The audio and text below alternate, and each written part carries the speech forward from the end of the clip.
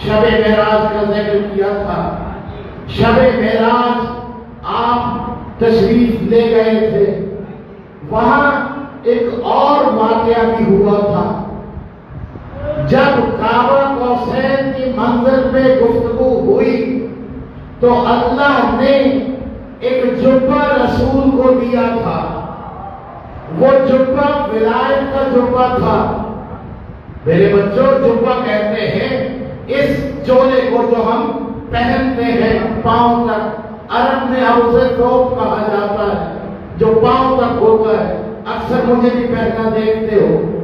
وہ جبہ اللہ نے رسالت کو عطا کیا اور کہا جب آپ لوٹ کر جائیں تو جا کر جو میرا ولی ہو اسے یہ جبہ پہنا دیں. اب جبہ پہنانا تھا رسول نے, چوری چھپے تو پہنانا نہیں تھا. جبہ پہنانے کا مقصد بھی ولایت علی کو پہنچانا تھا. آپ نے اتنا بہترین اہتمام کیا کہ کل کوئی یہ الزام نہ لگا سکے کہ یہ جبہ تو میرے لیے آیا تھا.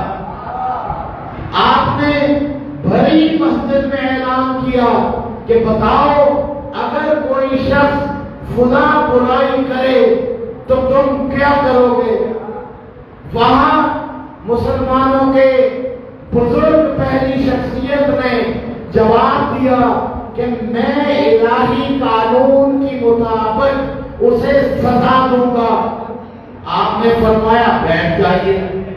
پھر پوچھا دوسرے صاحب سے, بڑی خطرناک شخصیت مسلمانوں کی, کہا اگر کوئی شخص یہ فعل بد کرے تو آپ کیا کریں گے.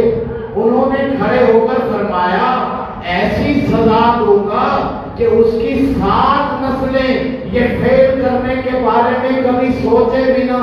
آپ نے کہا بیٹھ جاؤ. اب آپ نے پوچھا یا علی اگر آپ کسی کو یہ گناہ کرتے ہوئے پائیں تو آپ کیا کریں گے. آپ جناب علی ابن ابی طالب مولائے کائنات نے فرمایا یا رسول اللہ میں اس پر اور اس کے گناہ پر پردہ ڈال دوں گا. اب رسول اللہ نے وہ جبہ اٹھایا اور بھرے مجمع میں اپنے پیارے پیارے تاروں جیسے اصحاب کی موجودگی میں علی کو ولایت کا جبہ پہنا کر کہا یا علی ستار العیوب اللہ ہے, یا تو وہ پروردگار کردگار لوگوں پہ عیبوں پہ پردہ ڈالتا ہے یا پھر تو حیدر کرار.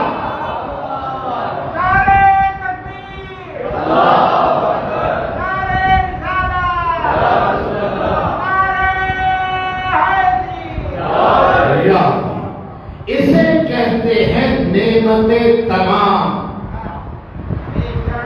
لوگوں کی صدر پوشی کرنا, لوگوں کے عیب ڈھانکنا, لوگوں کے عیب ڈھانکو تاکہ تمہارے عیب ڈھانپے رہے. وہ غفار الذنوب ہے, وہ توبہ قبول کرنے والا ہے.